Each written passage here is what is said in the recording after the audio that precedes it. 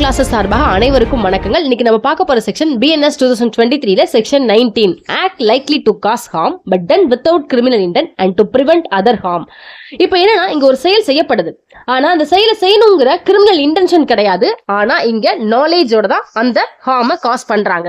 அது மட்டும் இல்லாம இன்னொரு கிரேட்டர் ஹார்ம் காஸ் ஆகுறத தடுக்கிறதுக்காக தான் இந்த திங்கை ஏற்படுத்துறாங்க இன் குட் ஃபெய்த்ல. அப்படி இருக்கும்போது கண்டிப்பா இது அஃபென்ஸ் கிடையாதுன்னு சொல்றாங்க. நீங்க நினைக்கலாம் என்னடா கிரிமினல் இன்டென்ஷன் இல்ல பட் நாலேஜ் இருந்துதான் அந்த ஹார்ம் காஸ் பண்றாங்க, அது எப்படி இங்க அஃபென்ஸ் இல்லாம போகும்.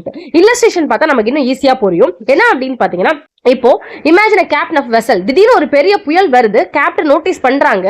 இப்போ நம்ம இந்த கப்பலை ஏதாவது திருப்பி ஆகணும், நேரா இப்படியே போனா கண்டிப்பா முன்னாடி 20 பேர் டிராவல் பண்ணிட்டு இருக்க ஒரு போட்ல போய் நம்ம இடிச்சிருவோம் அப்படிங்கறத பாக்குறாரு.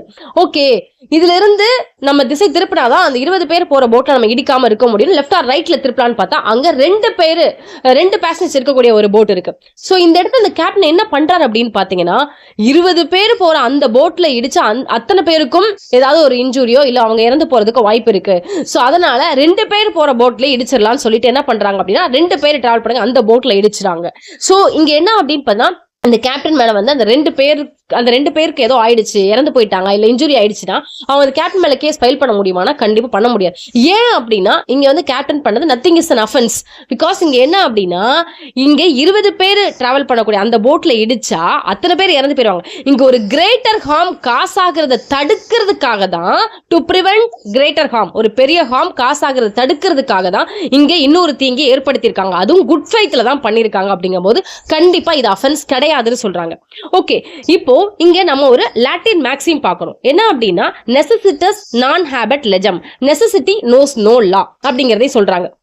இப்போ உங்களுக்கு இந்த இல்லஸ்ட்ரேஷன் புரிஞ்சிருக்கும்.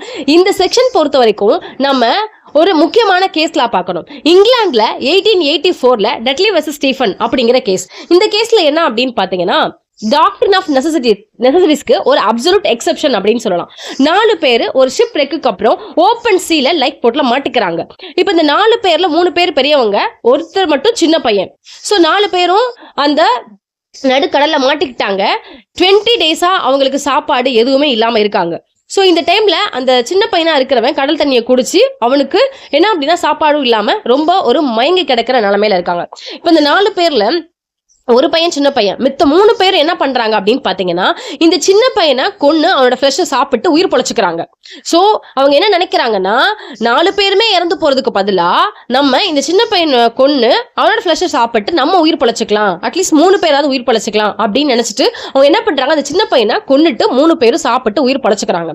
சோ நான் 4 டேஸ்க்கு அப்புறம் அவங்க ரெஸ்கியூ பண்ணப்படுறாங்க. ரெஸ்கியூ பண்ணப்பட்டதுக்கு அப்புறம் தான் தெரிய வருது இவங்க இந்த மாதிரி விஷயம் பண்ணிருக்காங்க அப்படின்ட்டு. சோ கோர்ட்ல கேஸ் வரும்போது என்ன அப்படின்னு பாத்தீங்கன்னா, குயின்ஸ் பெஞ்ச் டிவிஷன் என்ன சொல்றாங்கன்னா, இந்த 3 பேரும் இந்த செக்ஷன் 19ல சொன்ன இந்த டிஃபென்ஸ் எடுக்கிறாங்க. சோ குயின்ஸ் பெஞ்ச் டிவிஷன் என்ன பண்றாங்க அப்படின்னு பாத்தீங்கன்னா, இவங்களோட இந்த டிஃபென்ஸ் ரிஜெக்ட் பண்றாங்க. என்னன்னா, என்னைக்குமே ஒரு உயிரை விட இன்னொரு உயிர் மேலானது அப்படின்னு சொல்லி டிசைட் பண்ணக்கூடிய அதிகாரம் யாருக்கும் கிடையாது. இங்க ஒரு உயிரை கொன்னுட்டு நீங்க 3 பேர் உயிர் பொழைச்சிருக்கீங்க, கண்டிப்பா இந்த செக்ஷனுக்கு டிஃபென்ஸ் வராதுன்னு சொல்லி அவங்களுக்கு பனிஷ்மெண்ட் கொடுக்கப்படுது. அதுக்கப்புறமா அந்த பனிஷ்மெண்ட்டை கம்மி பண்ணி அவங்களுக்கு 6 months இம்ப்ரிசன்மெண்ட் கொடுத்துருப்பாங்க. இங்க என்ன சொல்ல வராங்க அப்படின்னு பாத்தீங்கன்னா, அவங்க என்ன டிஃபென்ஸ் எடுத்தாங்கன்னா, நாங்க உயிர் பொழைச்சிக்கிறதுக்காக தான், நாங்க 3 பேர் உயிர் பொழைச்சிக்கிறதுக்காக தான், செல்ஃப் பிரிசர்வேஷனுக்காக இதை பண்ணோம் அப்படின்னு சொல்றாங்க. கண்டிப்பா இந்த செக்ஷன் கீழே அது வராது அப்படின்னு சொல்லி டிசைட் பண்ணிருப்பாங்க. தேங்க்யூ.